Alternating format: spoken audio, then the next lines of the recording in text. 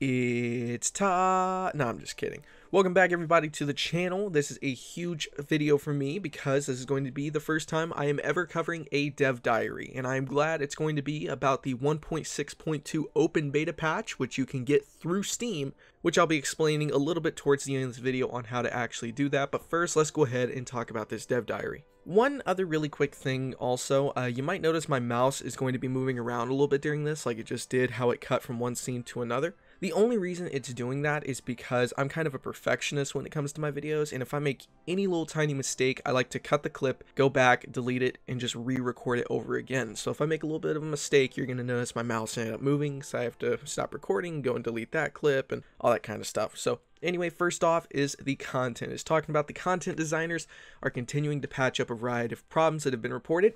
Submarines, OP.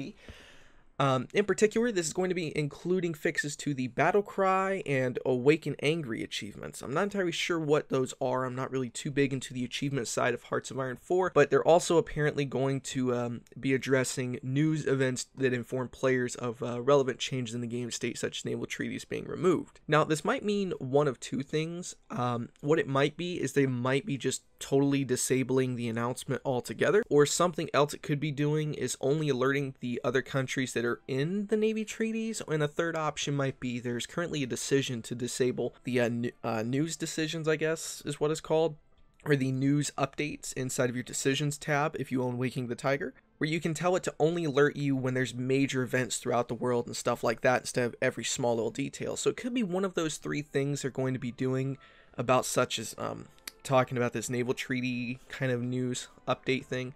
But anyway, now also they're going to be adding 2 new Field Marshals. It's already actually a part of the open beta, so you can get them immediately. It's I'm gonna probably just be horrible at doing these names, but Carl Gustaf Emil Mannerheim of Finland and Mustafa Kemal Ataturk of Turkey.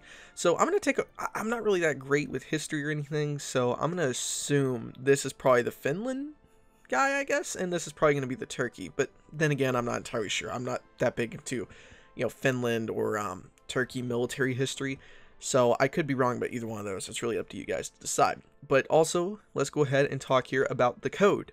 Now, this coding part here actually looks really nice to me. So it's talking about how the programmers are doing a number of kind of fixes, I guess you could say, and one of the big ones here is the first one, which is the improvements in the fixes for the naval interface, which I've heard a lot of people are complaining about issues where, like, little tiny things that kind of get annoying, like it looks kind of weird sometimes if you're doing certain stuff. I won't really get into that in this video, but they're going to be apparently changing things like a new mission warning icon that is going to help players to detect when their task forces really aren't equipped for their missions and explain why. So I guess you could look and it'll say, you're not actually equipped for this, you don't have any of the 12 aircraft carriers you started with once you went into the coast of Japan, and the reason why is because you decided kamikazes aren't that big of an issue.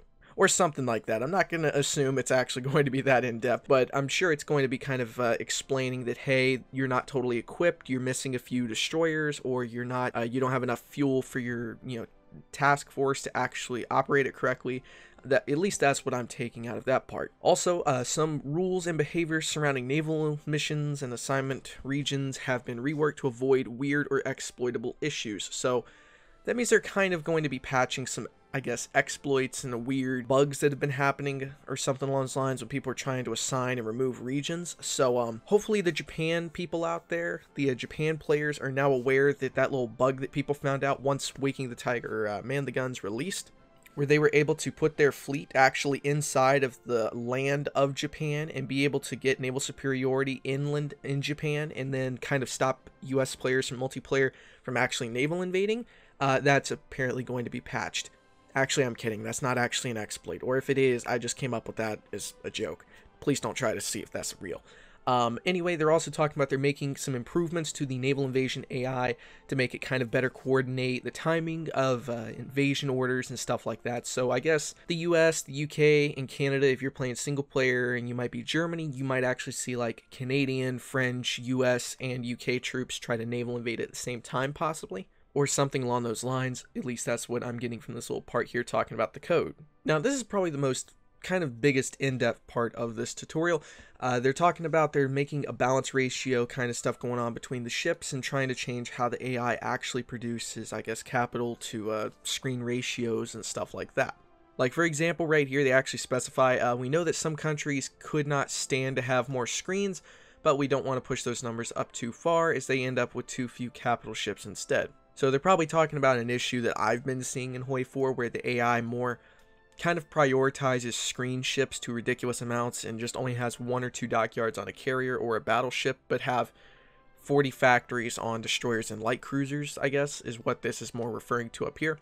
And then in here, they actually just talk about the, they've essentially pretty much made a little graph down here that they've actually shared with us. It's going to help their team, you know, kind of get a baseline to know what the ratios tend to be and stuff like that.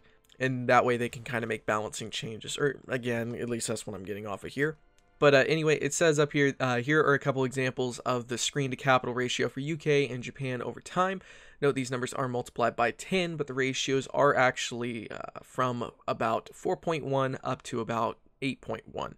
So anyway, as you can see here, let's go ahead and try to scroll this down. This up here is England, and this one up here, or down here, is Japan. Now, I'm not entirely sure which is, it doesn't specify what the screen, you know, it doesn't specify which one of these is capital ships, which is screens, which is convoys, but I'm just going to take a wild guess and assume that more than likely, I'm going to say probably the one that's the second most is going to be, you know, heavy cruisers and stuff like that, and then the third one is going to be possibly like destroyers, light cruisers, submarines. This one in here, the little blue one right here, is going to probably be capital ships, along like heavy cruiser lines, and this one, the green one, is battleships. Again, I could be totally wrong about that, but I mean, you can kind of see the differences quite obviously.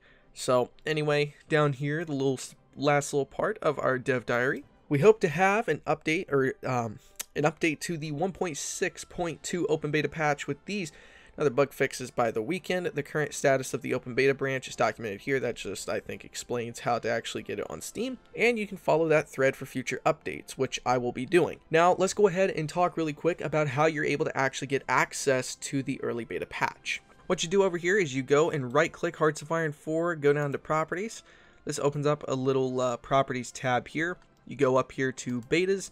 Then you'll have a little drop down here. You can click this, and then you'll have all these different beta versions. You can click the 1.6.2 beta. Now, giving you a heads up, once you do that, it's actually going to update your game, but you won't be able to play multiplayer again until you do the same process, but you go back and click none, opt out of all beta programs, and then it'll just revert it back to the current state.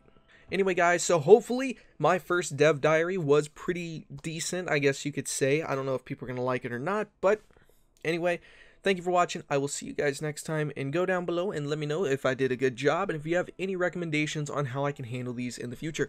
Thanks for watching. I'll see you guys next time. Stay awesome.